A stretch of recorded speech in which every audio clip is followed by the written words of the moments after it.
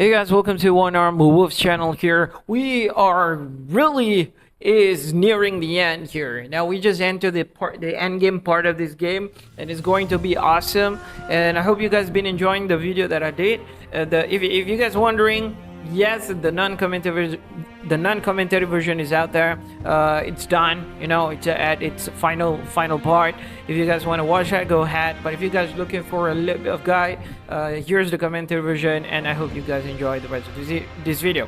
Now, in this video, we are going to go for completing all part of to get all of the ending kind of thing. You know, at least 3 endings kind of things. But I already decided like what ending I want to go for, and I think I'm gonna go for the Returnal ending. So if you guys want to skip this part, I said it's possible to skip, or just forward up until at least minutes 22, because that's when we'll be fighting true corrupted monk. The rest of this video, however, is going to be about me going back to Emma and also Orangutan or the sculptor, because we try to unlock some kind of a ending here. Okay, so enjoy.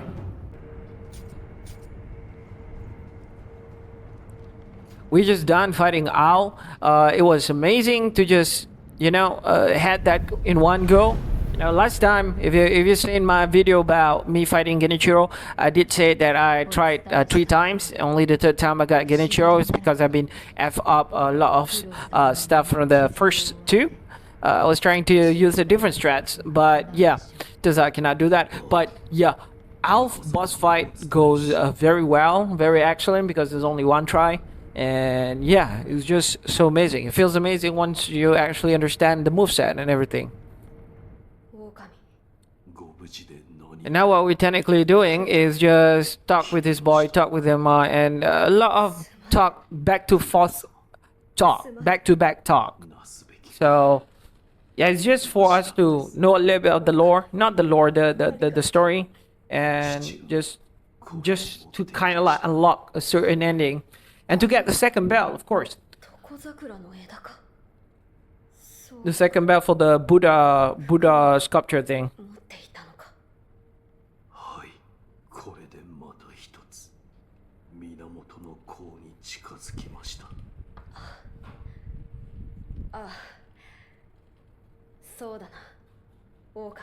If you guys seen my the non-commentary version playthrough, let me know like what kind of opinion you got on my gameplay. Like if there's anything that I missed, I think I did miss certain stuff though. Like the last skill tree for the monk, you know, I think I missed that. I didn't show in the video, but I actually go and get it off a video, which means I didn't record and I go get it back. So the monk tree is located way beyond the cave. As you guys see, the recording stops. Yeah, a point while I was recording, like the recording stopped, and I need to make a very small cut, small editing, because it's not really far. It's just some part of the divine kid. I mean that boy Kuro. Some part of the Kuro's dialogue just missed.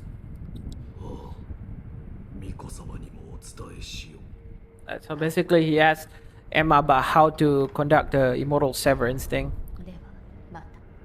So it's the immortal blade. You need to use the immortal blade for the boy.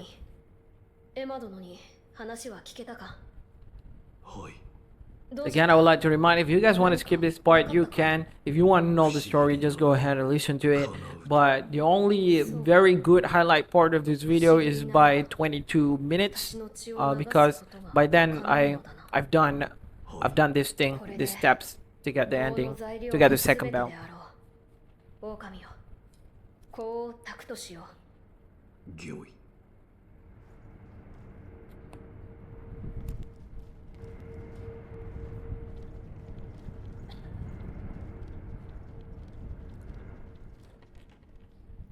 If drop the boy, it is required to actually get the second bell, to get the sacrifice ending. I call it the sacrifice ending, but internet call it a different ending. Because why I call it sacrifice? Because essentially that ending requires you to sacrifice yourself in order to save Kuro and cut the immortal severance. I mean, cut do the immortal severance. 眉間のシワが薄なったように思います。九郎様の不死立ち、どうか叶えて差し上げてください。狼殿、御身九郎。 It's really not that complicated, just a lot of talking. I think the most complicated is the returnal ending because you got to do a few steps, and if it's your first playthrough, you might miss those steps, and you might miss the fact that you need to talk with the divine kid and everything. You know, it's just very complicated when it comes to the returnal ending. But we did it on the previous video, so it's kind of like green card for us right now to just get the returnal ending because we already did it. So we haven't get the frozen tears. You need the frozen tears from the divine kid in order to conduct the returnal ending. But we'll do that in this video too. 解釈という言葉がありました。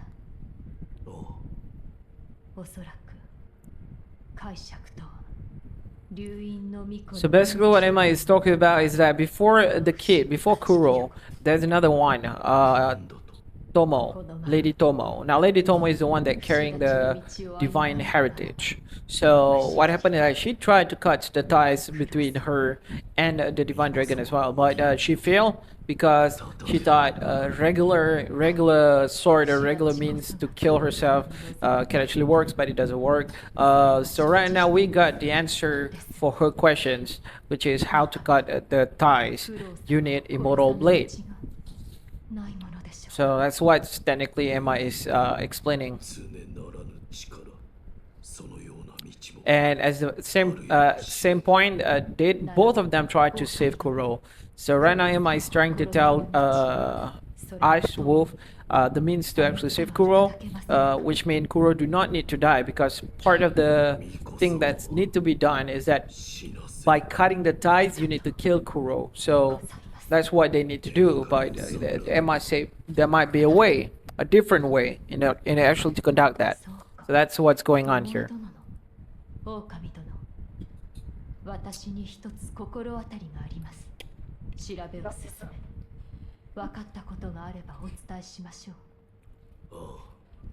それから。 So what you need just rest and then talk again with Emma. It's kind of a little bit weird of how this thing goes, like, you know, just going one line. But I guess that's just how Miyazaki do things.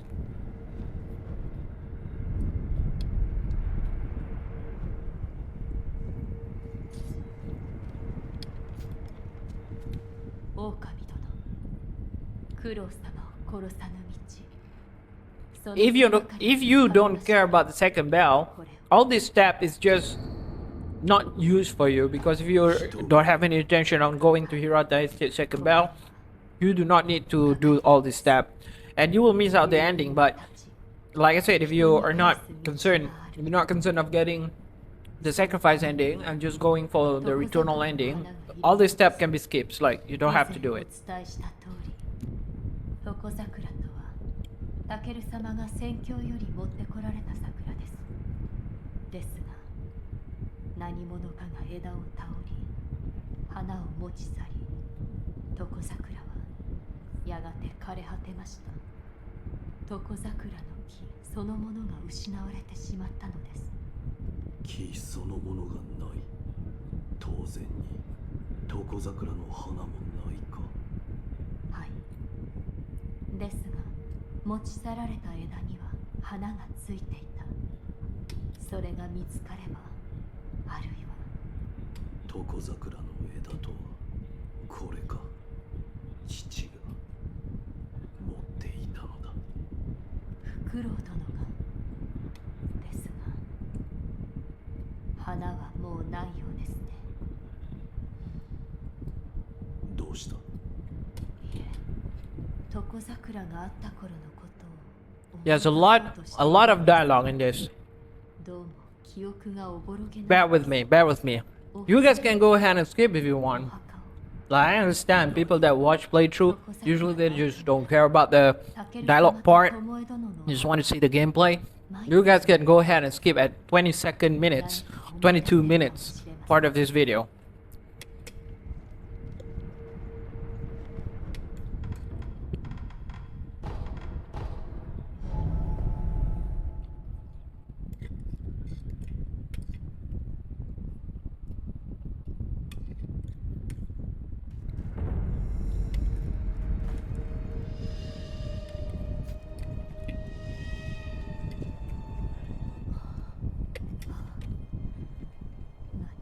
そのような道しか。おい、 So the next step is that you need to find her here in the grave, the old grave. This is where Lord Takeru and 何かを Lady 思い出せ Tomo た grave is. So the one that she was talking about, like the previous dragon heritage owner or holder. 思い出せずすみません。私の古い友ならばその頃 If you explore enough of Ashina Castle, you will know this place for sure. あれ It's nearby the black badger or black hatter. 少女、 物資殿の古い名です。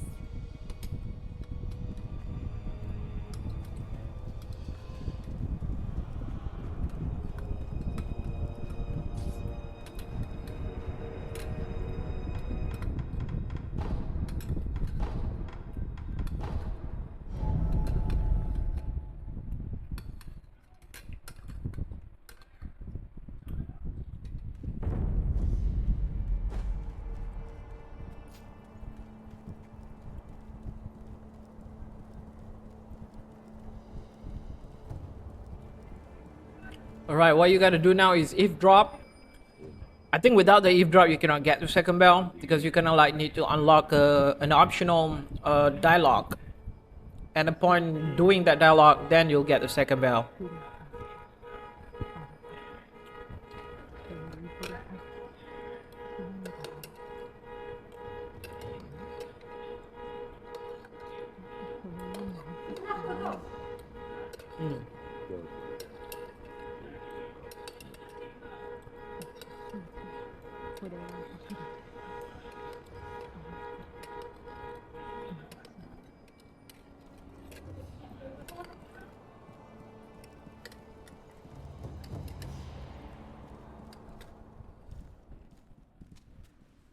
狼殿、いらしたのですね。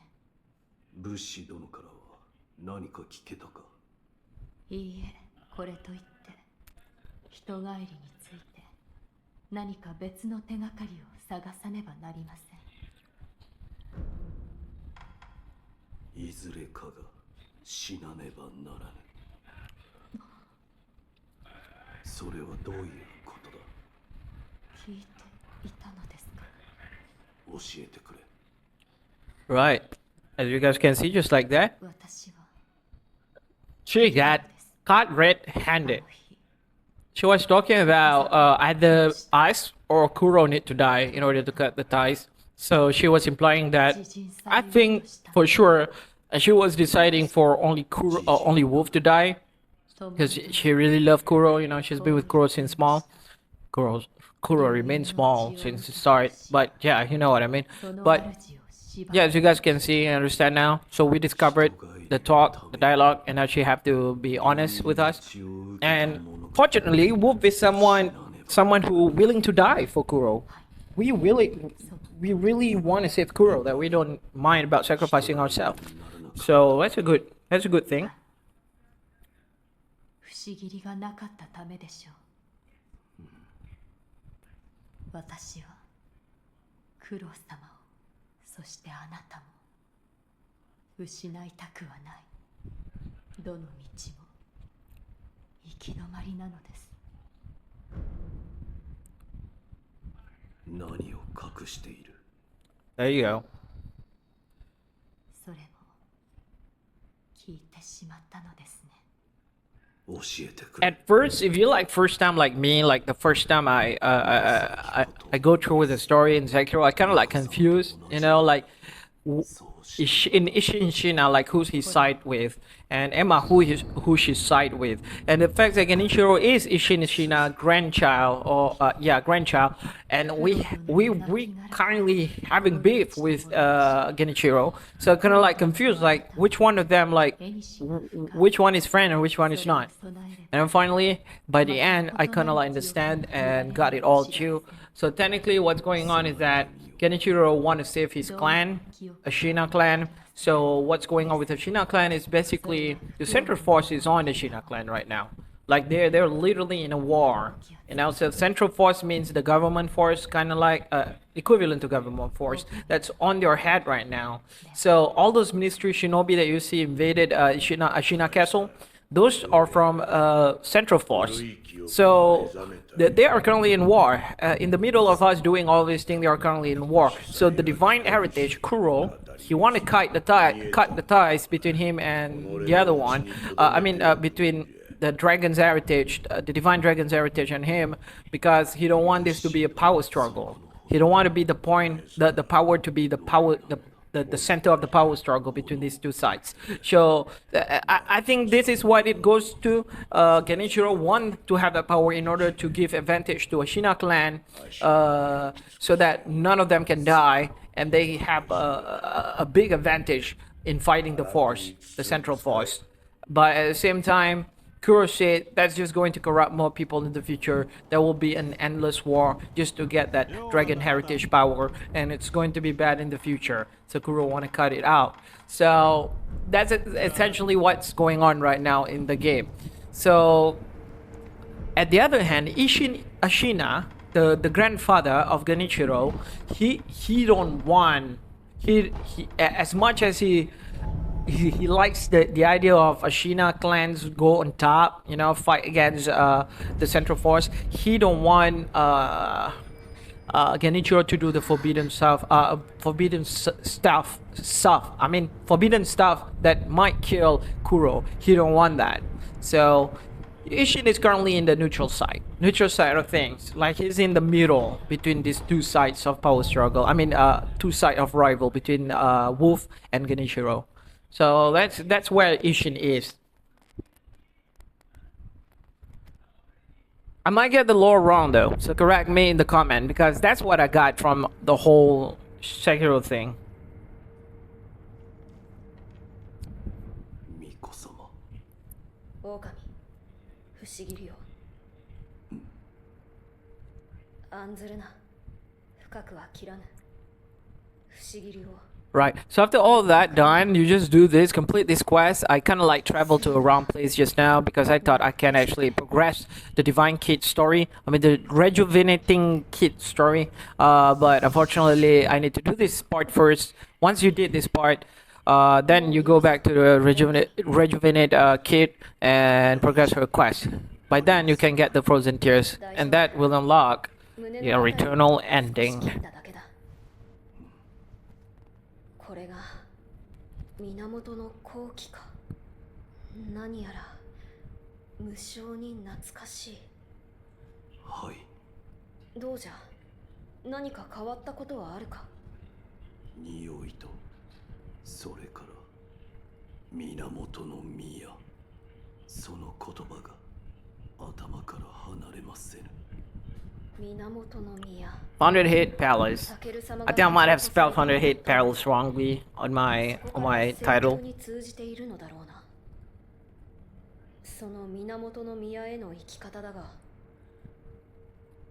100 hit palace is technically the last place in the game. So you're like officially in the end game. And it's not hard. It's not hard if you do it correctly. It's really easy to go for, and if you know the weaknesses that you need to go for your enemy, for the enemy there, everything's gotta be super easy. You'll see that next on two videos. I think on the next video, yeah, on the next video you'll see that.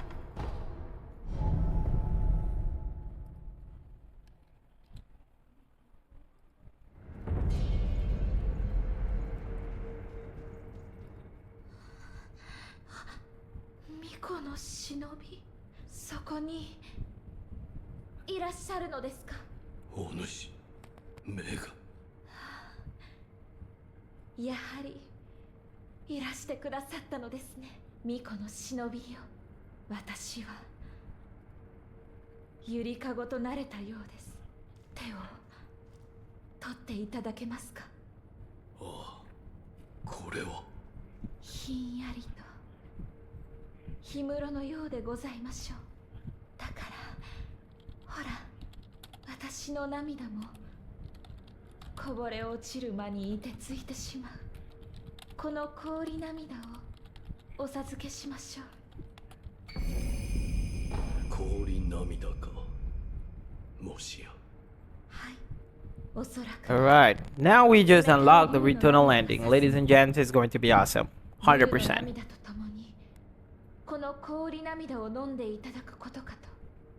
さすればきっとクロウ様にゆりかごに宿っていただくことが叶うでしょう。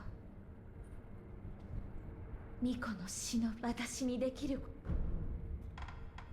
巫女の死、きっとまた。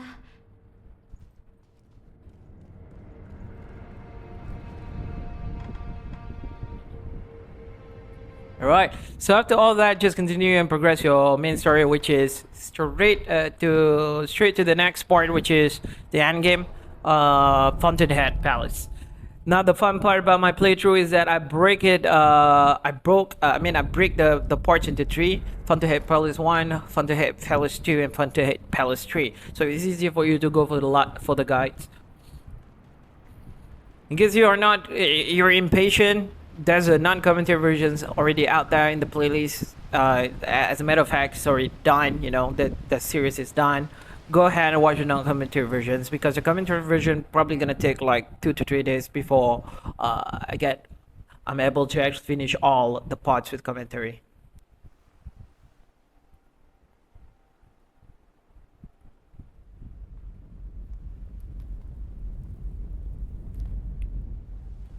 Right. So what you need to do is just go to the wedding cave. I think I kind of like missed out from the videos, like took the stone but I didn't show in the videos, but you need to take the stones here in order to progress the story, the main story. After all the thing, after fighting Owl and everything, you know, come back here, return here, and just go into the small little hut things. I don't know what to call it in English, but and then this thing will happen. Basically this thing, like a Buddha religion reference here, he'll just bring you up to the top of the mountain, which is the Fountainhead Palace.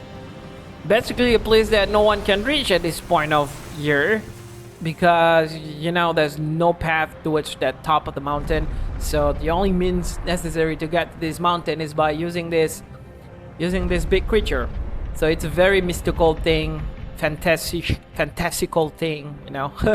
I don't know if that word even exists in English, but there you go, boom.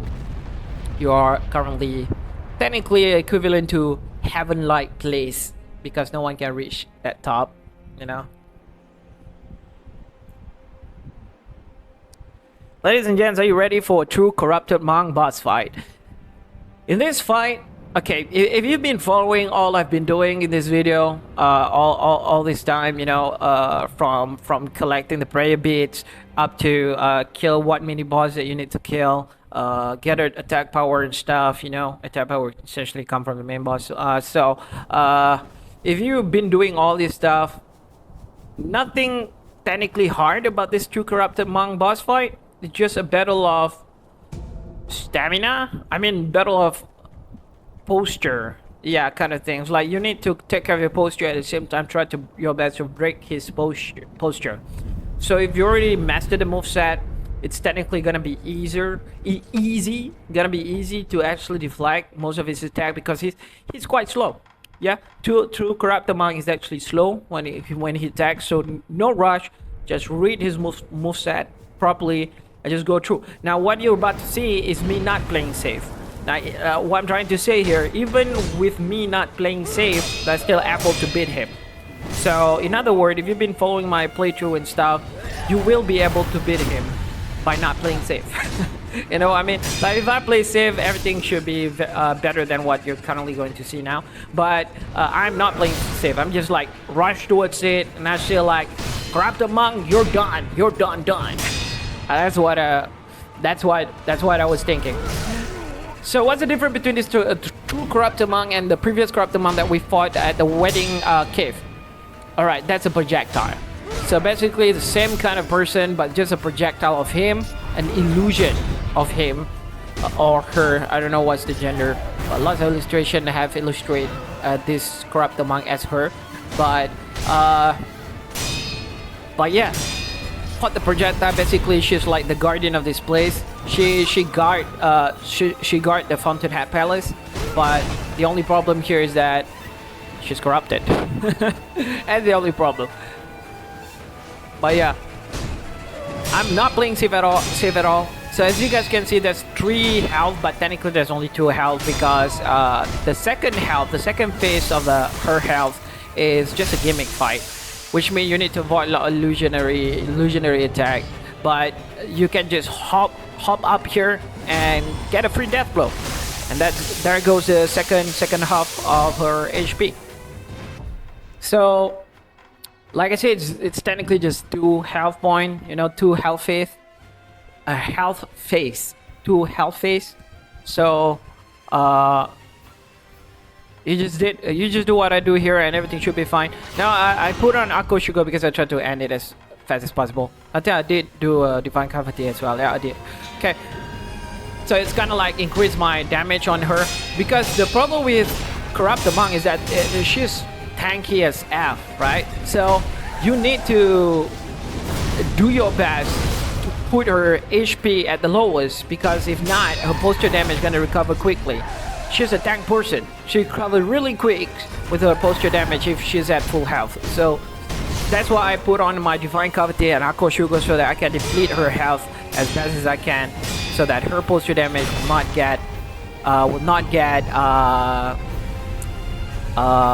recovered quickly.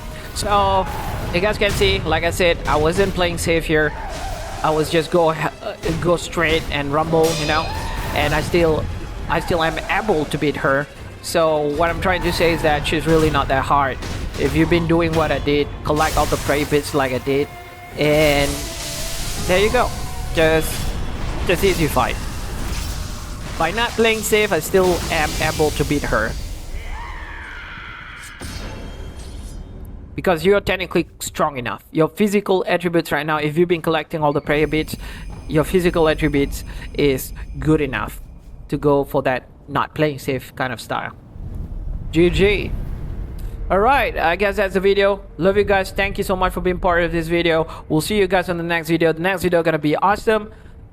Fountainhead Palace. GG.